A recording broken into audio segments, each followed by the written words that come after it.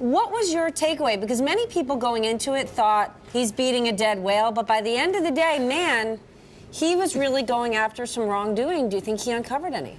You know, I think so, and I think he understated it there.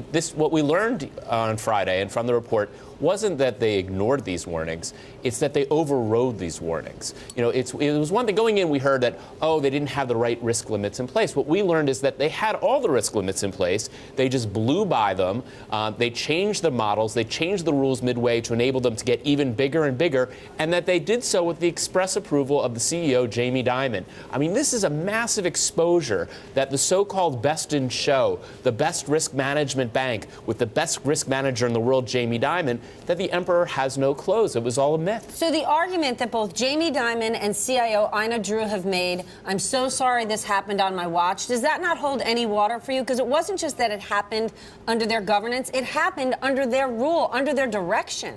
Yeah, and you know, but part of the problem was the initial sort of apology was, oh, like I think Dimon was saying, oh, I just trusted people too much, and that was my flaw, and I didn't check things enough. But now we know that might not be the case, that we know that when he was going out making the famous tempest in a teapot statement while his CFO stood by and said a number of things to reassure the markets, that they knew things that were inconsistent with those statements. So this isn't just April 11th to April 13th. Right. It's not just I'm sorry, I should have known better. The real question is how honest, how transparent were they being, not just with their regulators and but with their investors themselves. So Neil, what risks in your mind does that, if any, does that present to JPMorgan and perhaps Jamie Dimon himself? I mean, I don't know how anyone takes anything they say on face value. I mean, I think their credibility has really been tarnished by this, that they played fast and loose internally with their rules. They had a culture in which the traders could completely manipulate their marks, and then they were not as forthcoming. Are you talking, though, about credibility in the marketplace or credibility with regulators? I think absolutely both.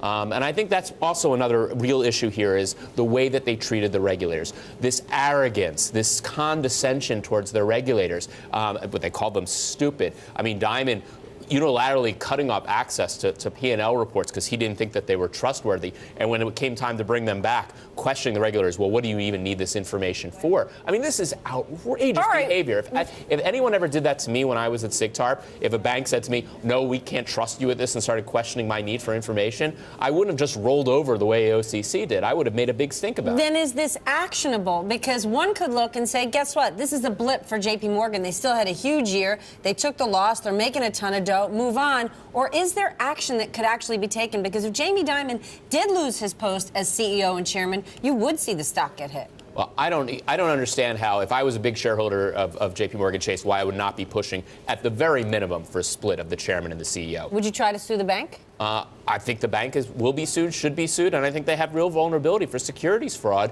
when it comes to those statements on that April statement. Fraud. One question here for you about the hearing specifically. You're a former federal prosecutor. Now, Carl Levin is a lawyer, if I'm not mistaken, but he's been in Congress for an awfully long time. Are you disappointed at all by what some people might say was a failure of Levin to extract even more information? The report was extremely authoritative.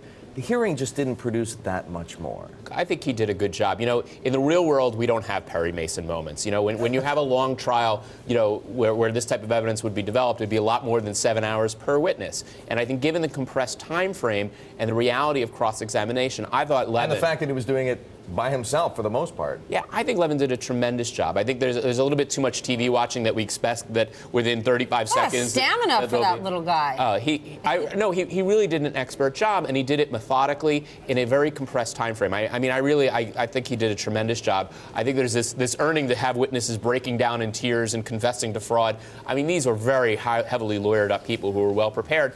And look, I think his persistence and his refusal to let them not answer his questions did result in some very, very interesting admissions.